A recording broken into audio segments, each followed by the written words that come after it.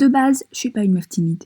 Mais quand je me suis retrouvée seule dans mon salon à parler à ma caméra et après avoir réfléchi en long, en large et en travers à comment je m'étais retrouvée là, j'ai dû l'apprivoiser. Au début, ça donnait ça. Ça filme ou ça filme pas? Oh putain, ça filme.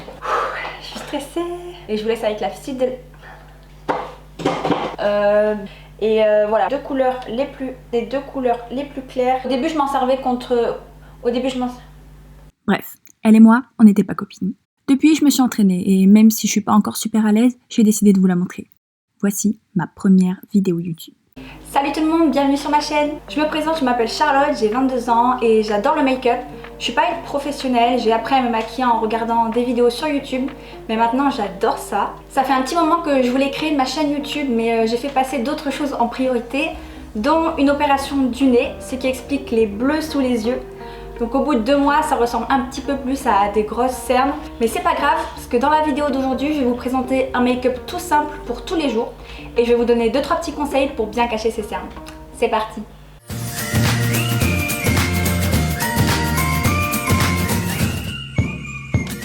Alors avant de commencer, je ne mets pas de primer tout simplement parce que j'ai pas trouvé de primer pour moi qui valait le coup d'être racheté. Alors je suis en train d'en tester quelques-uns mais pour l'instant j'ai pas eu de coup de cœur. Alors mon fond de teint c'est le Double Wear d'Estée Lauder. Je trouve qu'il est vraiment pas mal, ça fait 1 mois que je le teste. J'ai jamais trouvé un fond de teint qui se fondait aussi bien dans ma peau, le rendu est vraiment super naturel. J'ai juste un petit bémol, c'est que déjà que je suis pas très bronzée de base. On est en confinement en ce moment donc la teinte que j'avais choisie ne me correspond plus trop mais bon c'est pas grave. Donc pour appliquer mon fond de teint je viens mettre 2 petites pompes sur ma main. Hop, voilà, juste comme ça me permet tout simplement de gérer la quantité que je veux. Ensuite je viens de prendre ma petite éponge, c'est mon moyen préféré pour appliquer mon fond de teint depuis plus d'1 an. N'importe quelle éponge que vous aimez fera l'affaire, celle-ci vient de chez Morphe. Je trouve qu'on a vraiment une meilleure couvrance et que le fond de teint rentre vraiment mieux dans la peau qu'avec un pinceau fond de teint style comme ça là. Donc je prends mon éponge et je viens mettre un petit peu de spray fixateur. Donc ça c'est un spray fixateur pour le teint de chez Tarte qui m'a été offert à Sephora. Donc je prends mon éponge humidifiée, je viens tapoter dans ma main, chercher un petit peu de matière, ça me permet d'activer les pigments et je commence tout de suite.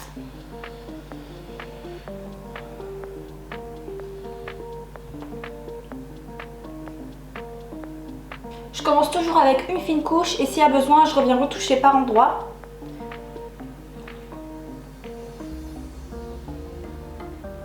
Donc si vous êtes comme moi et que vous avez la peau assez claire, vous allez tout de suite remarquer qu'il y a une légère démarcation avec le cou. Donc comme il m'en reste un petit peu sur ma main, tout simplement je vais venir descendre un petit peu dans le cou pour que ça soit le plus naturel possible et qu'on n'ait pas de démarcation.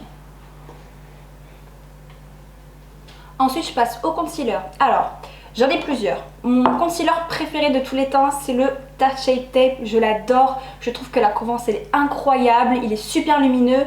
Simplement pour tous les jours, je trouve qu'il a tendance à assécher le dessous de l'œil. Si comme moi déjà de base vous avez la peau sèche, il est un peu difficile à porter tous les jours. Et donc ma nouvelle découverte qui est sortie il y a plus d'1 mois je crois, c'est le concealer de chez Morphe. Il est super, il est un tout petit peu plus crémeux que le Tarte Shape Tape. Je l'ai pris en teinte CI55 et en fait elle est vachement terne, elle est trop foncée pour moi. Mais du coup j'ai découvert que c'était parfait pour cacher les cernes et les petites imperfections qu'on veut corriger sur le visage. Tout simplement parce qu'un concealer un petit peu plus clair aura tendance à être un petit peu moins couvrant et surtout à apporter de l'attention aux endroits qu'on souhaite cacher, donc c'est pas une bonne technique. Avec un concealer un petit peu plus foncé, donc qui se rapproche un petit peu plus de la teinte de votre fond de teint, et bien finalement ça va se fondre parfaitement et ça va venir cacher exactement ce qu'on veut. Donc j'applique d'abord une fine couche. Je remets un petit peu de spray fixateur sur mon éponge et j'estompe.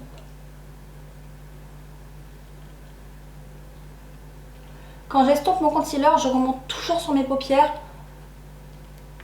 parce que j'ai la peau très claire et qu'on voit toujours les petites veines en haut, donc pour que ce soit un petit peu plus harmonieux. Donc là j'ai appliqué ma première couche de concealer et en temps normal c'est ce qui aurait largement suffi, mais comme du coup en ce moment j'ai des cernes très marquées, je reprends un tout petit peu et là je vais venir cibler les endroits que je veux cacher, donc les petites démarcations, hop, ici et là. Dès que j'ai appliqué mon concealer et avant de faire quoi que ce soit d'autre, je vais venir mettre de la poudre pour fixer tout ça. Je prends ma petite éponge et je vais venir prendre les 2 teintes les plus claires juste là. Et très légèrement, je vais venir poser ça en dessous de mon œil.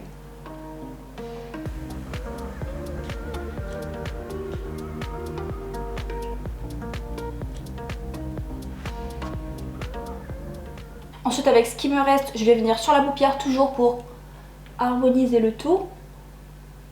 Ensuite je vais venir fixer mon teint. Alors pour ça je prends une poudre que j'ai découverte il n'y a pas longtemps grâce à Jaclyn Hill. C'est la Hourglass Veil Translucent Setting Powder. Voilà. J'ai jamais vu une poudre aussi fine. Elle est parfaite pour les peaux sèches comme moi. Elle vient juste flouter les pores. J'en mets un petit peu comme ça et je reviens toujours prendre mon éponge. Je tape dedans comme ça. Et je vais venir presser dans la peau tout doucement.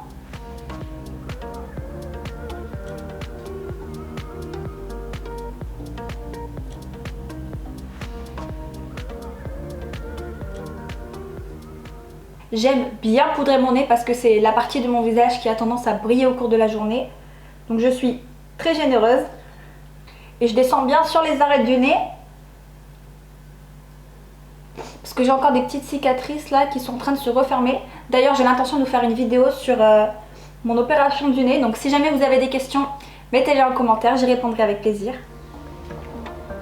Hop, et le front.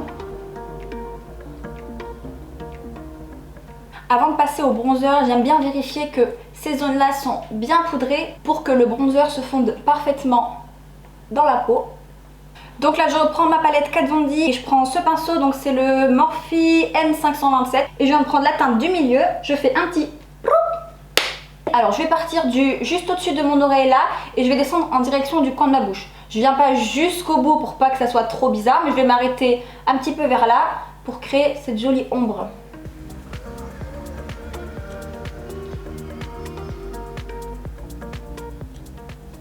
Alors vous n'êtes pas obligé de le faire, mais moi j'aime bien mettre du bronzer en haut de mon front tout simplement parce que j'ai un grand front. Donc c'est pour corriger ça. Si jamais vous avez un petit front, c'est pas nécessaire. Pareil, si jamais vous trouvez que vous avez le visage trop large et que vous voulez rapprocher un petit peu vos yeux, vous pouvez mettre du bronzer sur vos tempes juste ici. C'est la magie du make-up.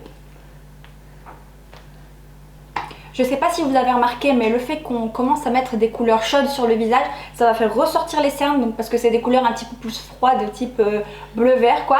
Donc à la fin de mon make-up, quand j'aurai rajouté mon blush et toutes ces couleurs chaudes que je vais venir pour réchauffer mon teint, je reviendrai mettre un petit peu de poudre plus claire pour apporter un petit peu plus de dimension et donc rééclaircir ces zones. Donc là je vais passer aux sourcils. Pour ça je vais prendre ma petite Deep Brow pommade de Anastasia Up.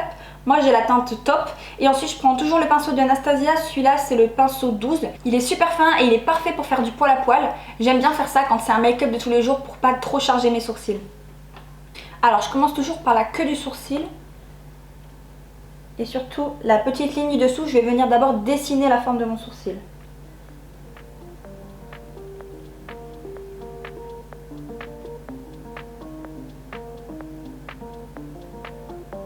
Ensuite, je remplis la pointe.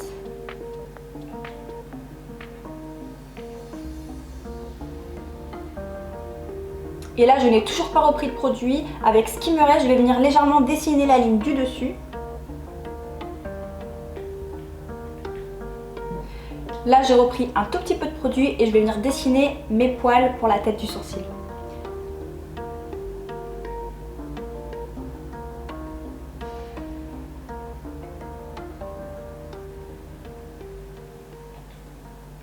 Donc là c'est un petit peu brut. Je vais venir nettoyer avec un petit concealer en peau. C'est le Studio Finish Concealer de chez MAC. Et avec je prends un petit pinceau plat, c'est le 231 de chez MAC. J'en prends un petit peu sur mon pinceau et je viens encore en déposer un petit peu sur ma main pour pas avoir trop de matière. Et là je vais venir nettoyer la ligne du dessous.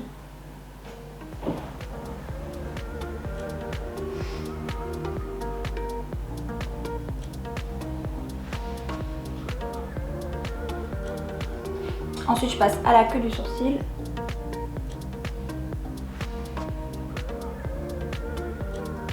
Et je remonte légèrement.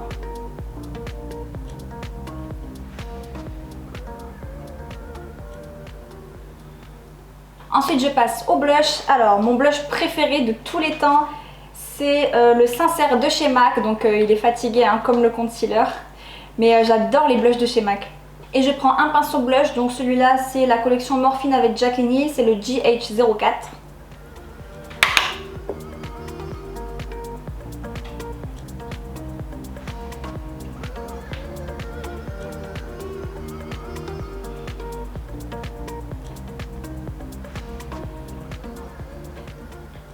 Ensuite, pour illuminer mon teint et pour nettoyer un petit peu ces zones, je vais faire un tout petit peu de baking. Donc pour ça, je prends la poudre de chez Cover FX, donc c'est la Perfect Setting Powder. J'en mets un petit peu dans mon couvercle, comme ça. Et donc toujours avec mon éponge, je viens tremper et je viens dessiner la forme que je veux donner à mon bake.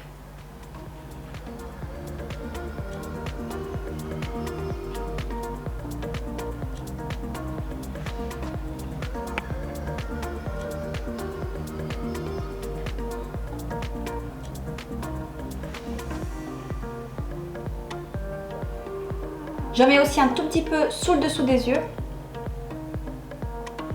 Juste là où il y a l'ombre de mes cernes. Et avec ce qui me reste, je viens éclaircir le front. Pendant que je laisse ça poser, je vais venir mettre un petit peu de mascara. Donc je prends le Roller Lash de chez Benefit et je vais mettre un petit coup de recourbe-cils.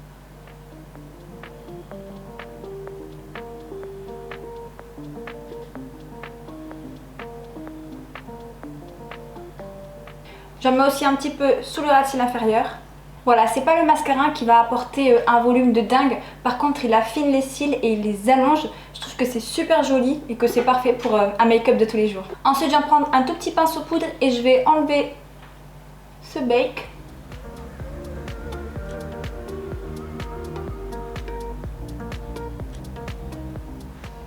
Et pour la petite touche finale, je vais mettre un petit rouge à lèvres de chez Maybelline. Donc ça, c'est la teinte Baddest Beige que vous pouvez trouver en grande surface.